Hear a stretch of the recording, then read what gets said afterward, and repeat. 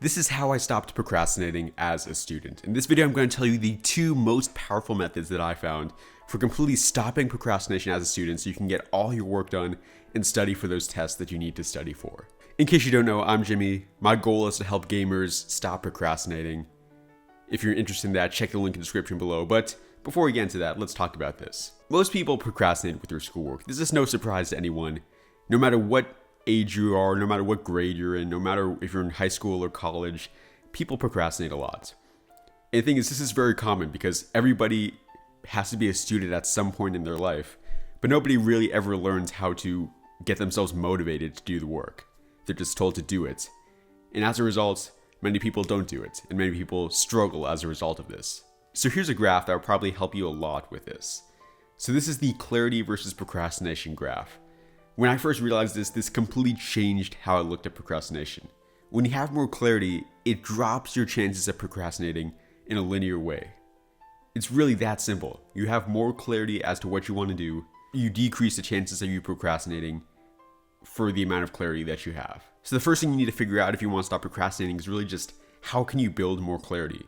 How can you get more clear on what you're trying to do and how to do it? So that's what I'm going to talk about for the next few slides. So the first thing is scheduling. To be honest with you, I've been keeping a weekly schedule for the past several months at this point, maybe even over a year. Actually, yeah, definitely over a year. And I honestly do not know how people function if they do not have a weekly schedule, because you're basically playing life on hard mode if you don't have one. Not to mention you'll procrastinate so much more if you don't. So what I do is at the beginning of every single week, I just write down all of these stuff I need to do on every single day of the week. Sure, I may not remember every single individual thing, but I can get the key things down for sure. And so that way, every single day, I don't need to really think about too much what I need to do. I can just check the schedule and know exactly what to do. This creates a lot of clarity, as you can imagine, and also just helps you not have to remember so many things. You don't have to stay as focused on what you need to do because it's already on the schedule. And once you create a weekly schedule, you can easily make a daily schedule just by writing down like a few bullet points as for what you need to do. You can see it on the screen right now. Here's a few things I need to do today. Yeah, it's from the weekly schedule. I just converted it into a daily one. So you may be thinking, won't this take a ton of time to do and distract me from actually doing the work itself?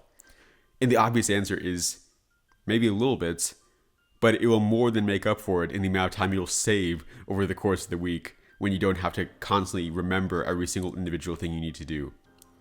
Any kind of time that's lost will be easily made up in just a few days of using this. But the second thing is a little bit more specific. What about the clarity with the actual assignments? So when you know what you need to do, you now need to think about how can you make doing the work as clear as possible. So a lot of people have this mindset like, I need to study for 30 minutes. I need to study for that test next week. But they don't really think how are they going to study for this? Like what methods are they going to use? Because studying is actually pretty vague. I mean, basically just going to school, you're studying.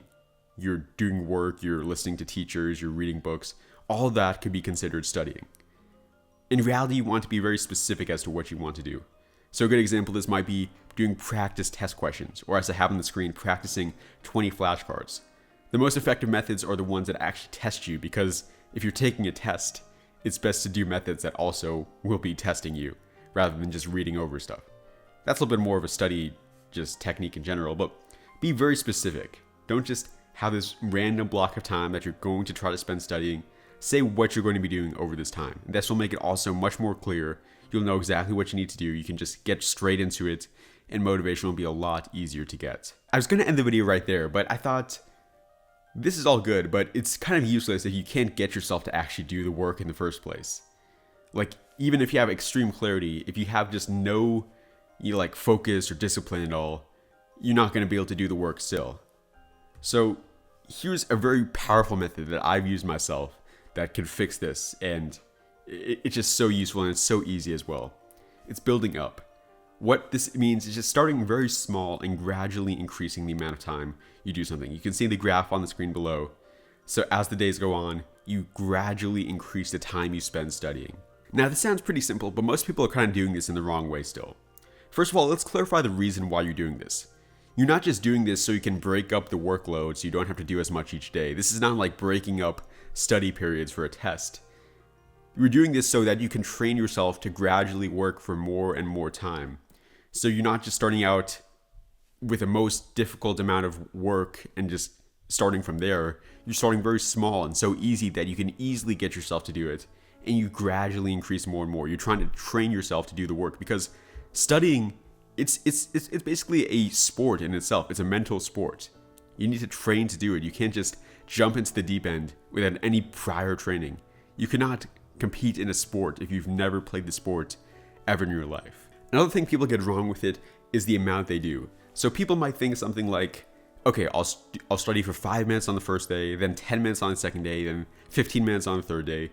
But the truth is, that's way too much if you barely study at all right now.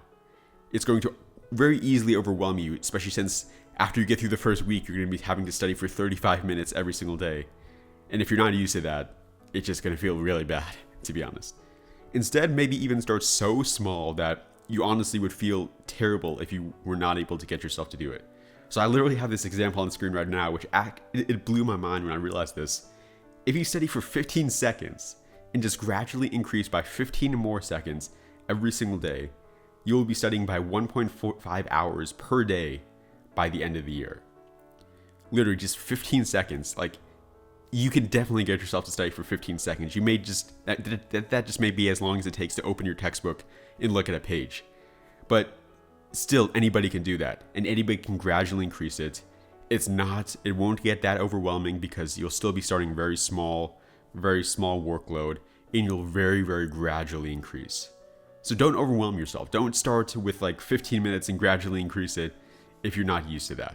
Instead, start so small that you'd feel terrible not doing it. And sure, if you're more experienced with studying, you could maybe increase it more from the beginning. So maybe if you already are an avid studier, you can start with like 15 minutes and gradually increase it from there. But if you are terrible at studying and you struggle with it, just start so easy that you can't help but do it, basically.